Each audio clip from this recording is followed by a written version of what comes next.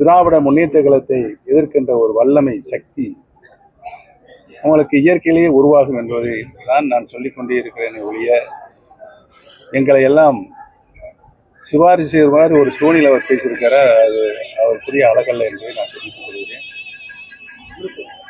யாரிடமும் நாங்கள் எங்களை அழைத்து கொண்டு போய் சேர்க்க வேண்டும் என்றே சொன்னது கிடையாது, சொல்லவும் மாட்டோம். முன்னாள் அமைச்சர் ஆர் பி உதயகுமார் ஓபி ரவீந்திரநாத்தை யாருன்னே தெரியல, நான் தேடி பார்க்குறேன் கூகுளில் அப்படின்னு சொல்லி ஒரு சர்ச்சை கிடைச்சிருக்காரு. ஏற்கனவே நான் சொல்லிவிட்டேன், உதயகுமாருக்கு பதில் சொல்லுவது என்று. டாக்டர் வெங்கடேசன் அவர்கள்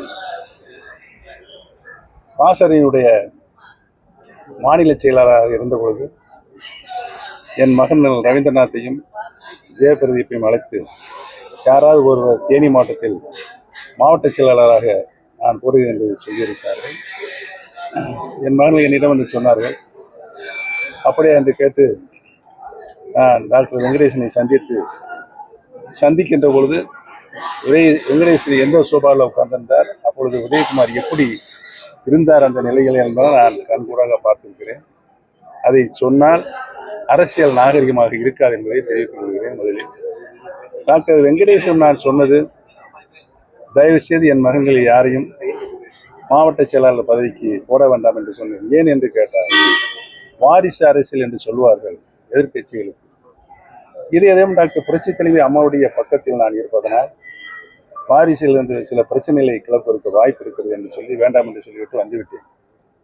மீண்டும் திரும்பவும் டாக்டர் வெங்கடேசன் அவர்கள் மாண்புமிகு அம்மாவிடம் சென்று இந்த மாதிரி பன்னீர்செல்வனுடைய பிள்ளைகள் யாராவது ஒருத்தரை, குழந்தைகள் யாராவது ஒருத்தரை, பையன்களில் யாராவது ஒருத்தரை போட வேண்டும் என்று நான் சொன்னதற்கு வேண்டாம் என்று சொல்லிவிட்டு போயிட்டார் என்று சொன்னார்.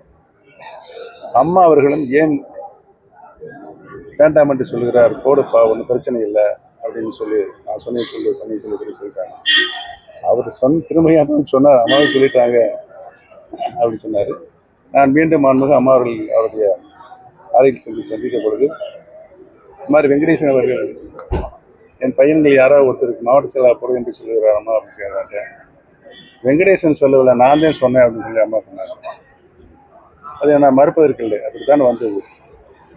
ஆக 2008 காலத்தில் இதையும் டாக்டர் புரட்சி தலைவி அம்மா அவர்களே நான் தான் பன்னீர்செல்வத்தினுடைய பையனுக்கு மாவட்ட செயலாளர் போடுவதற்கு உத்தரவிட்டேன் என்று சொல்லியிருக்கிறார்கள். மாண்புமிகு அம்மா அவர்களுக்கு அடையாளம் தெரிந்தால் போதும். உதயகுமார் எப்படி சொல்றதே புரியவில்லை. அவர் எப்படி வந்தார் என்பதெல்லாம் உங்களுக்கு மதுரையை வசிக்கின்ற உங்களுக்கு நன்றாகவே தெரியும். ஆக அம்மாவே உத்தரவு போட்டதற்கால் யாருடைய சிபாரிசு எங்களுக்கு தேவையில்லை. இனிமேல் உதயகுமார் எங்களை பற்றி பேசுவதை நிறுத்திக் கொள்ள வேண்டும்.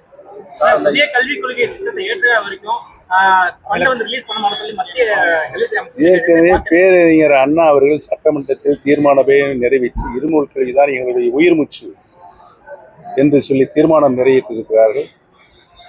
புரட்சி தலைவர் அவர்கள் காலத்திலும் இருமொழி கொள்கைதான் நம்முடைய தலையாய கொள்கையாக இருந்தது.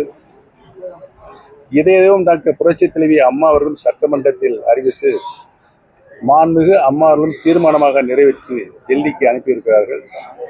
நான் முதலமைச்சராக இருந்த பொழுது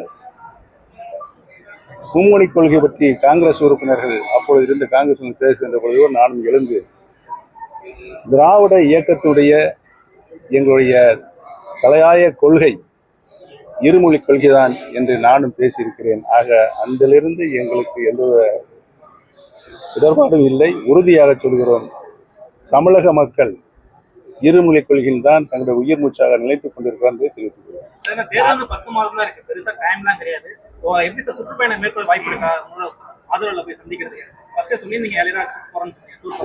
உறுதியாக சுற்றுப்பயணம் சென்று வாக்காளர்களை சந்திக்கின்ற வாய்ப்பு உறுதியாக இருக்கும் என்று தெரிவித்துக் கொள்கிறேன். இரட்டை இலை எதிர்த்து போட்டிட்டீங்க, அதனால இரட்டை இலை சின்னத்தை பத்தி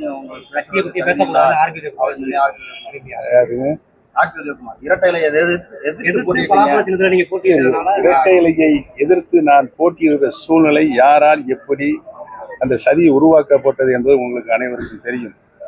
ஆக எங்களுடைய பலத்தை, தொண்டர்களுடைய பலத்தை, அனைத்து இந்திய அண்ணா முன்னேற்ற கழகத்துடைய தொண்டர்கள் உரிமையை மீட்கும் குழுகின்ற பலத்தை நிரூபிப்பதற்காக நான் நிறுத்த வேண்டிய ஒரு கட்டாய சூழ்நிலை இருந்ததா என்னை தோற்கடிப்பதற்கு எனக்கு வழங்கப்பட்டது பலாப்பழ சின்ன, சுயேட்சை சின்ன, 22வது சின்ன, 2வது மிஷின். 6 பன்னீர்செல்வத்தை எங்கெல்லாம் தேடி கண்டுபிடிச்சு அது இன்சில் வர்றது மாதிரி அவர் கொண்டு போய் நிப்பாட்டினார். என்னாச்சு? யார் டெபாசிட்டி வந்தது? இரட்டை இலையும் டெபாசிட்டி இழந்தது. இவர் கொண்டு போய் நிப்பாட்டினார். அவர்கள் அனைவரும் டெபாசிட்டி இழந்தார். ஆக டெபாசிட்டி இழப்பதற்கு முழு காரணகர்த்தா உதயகுமார் என்பதை நான் சுட்டி காட்ட கிளம்புறேன். வேற அதிமுக எடப்பாடி தலைமையில மெகா கூட்டணி அமைச்சு 26 வந்து ஆட்சி பிடிக்கும் சொல்லியிருக்காரு. யாரு எடப்பாடி பழனிசாமி 2024 மெகா கூட்டணி அமைக்கப்பட்டு ஆட்சியை பிடிக்கும் சொல்லியிருக்காரு. சொல்லிட்டு நீங்களே சிரிக்கிறீங்க. இது ஒரு படத்துல பாட்டு வர மாதிரி நீங்க பாட ஆரம்பிச்சிட்டீங்க. கட்சிக்குள்ள எவ்வளவு பிரச்சனைகள் இருக்கு. நீங்களும் எந்த நிபந்தனை இல்லாம 3 பேரும் கட்சியில இணைய சொல்லியிருக்கீங்க. இணையிறது தம்பி சொல்றதுக்கு நாங்க போய் அங்க போய் வாசல் யார் வீட்டு வாசல் நிக்கல. அனைவரும் இணைந்தால் தற்போது அடுத்து வருகின்ற சட்டமன்ற தேர்தலில் செங்கோட்டை பிரச்சனையை கொஞ்சம் முடிக்கிறதுக்கு முன்னால் நீங்க எப்படி கேள்வி கணைகளை எதிர்கட்சி மாதிரி சொன்னீங்க. அனைவரும் தங்களுக்குள் இருக்கின்ற மனமாச்சரியங்களை